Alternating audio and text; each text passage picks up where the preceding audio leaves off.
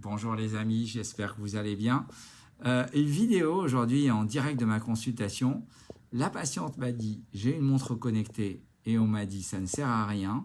Elle a été aux urgences pour un épisode de tachycardie et ils lui ont dit que ce n'est pas la peine qu'il regarde la montre connectée. Donc j'étais super content de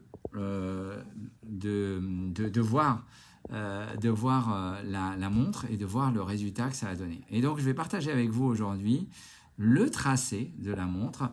Et la montre, c'est laquelle? Alors, vous en avez vu plein, des montres. Et en fait, à chaque fois, on me dit « Oui, Walid, tu nous as montré souvent la 8 Things et tu ne nous montres jamais la Apple Watch. » Alors, celle-là, elle est assez sympa. Bravo, madame.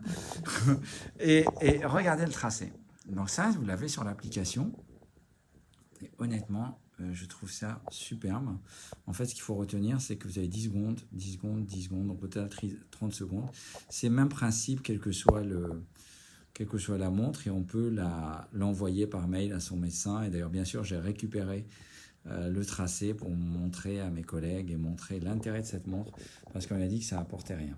Et quand vous regardez attentivement, donc bien sûr, c'est une tachycardie régulière à QRS large. Hop là, il a voulu s'éteindre.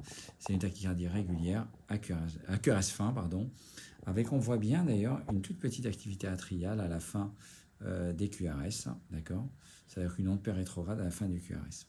Alors, vous voyez, honnêtement, je suis sûr du diagnostic. Dites-moi en commentaire ce que vous pensez de ce diagnostic. Merci de mettre un maximum de pouces bleus pour montrer que cette vidéo vous a intéressé. Est-ce que vous êtes abonné à la chaîne pour ne pas rater les prochains lives? Et j'ai le tracé 12 dérivations des urgences.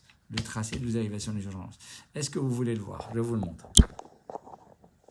Là, vous avez le tracé. Alors, en fait, c'est le tracé qui a été fait juste avant la réduction et vous avez la réduction ici. Et donc, pour info, ça a été réduit par Verapamil IV. Et vous voyez là aussi, tachycardie régulière à QRS fin. Et vous voyez très très bien l'activité atriale à la fin du QRS. On le voit aussi en V1. Ça donne cet aspect de pseudo-bloc incomplet droit. Et on voit bien sûr la réduction avec le Verapamil IV et le retour en rythme sinusal. Est-ce que vous connaissez le diagnostic? Alors? Donc, c'était une tachycardie jonctionnelle par réentrée intranodale. Je suis une patiente qui est très invalidée. Celle-là, c'est une tachycardie qui a duré 2 jours. Donc, vraiment, elle est restée 2 jours en tachycardie. C'est peut-être pas très, très raisonnable. Et donc, pour lesquelles on lui propose en première intention une exploration et une ablation. Merci Samir, tu as très bien fait le diagnostic.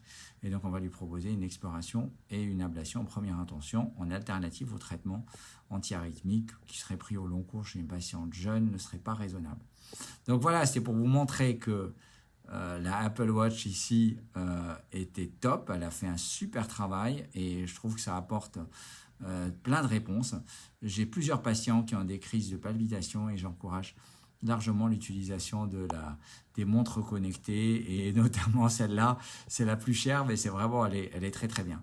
Sachez que c'est dès la génération 4 que vous pouvez enregistrer vos tracés, c'est-à-dire que si vous n'avez pas les moyens d'acheter la 6, je pense même que la 7 est en train de sortir, vous pouvez l'enregistrer avec l'Apple Watch 4 qui sera beaucoup moins cher. Voilà, j'espère que cette vidéo vous a intéressé. Comme à l'usuel, merci de mettre un maximum de pouces bleus et à très très bientôt. Ciao, ciao.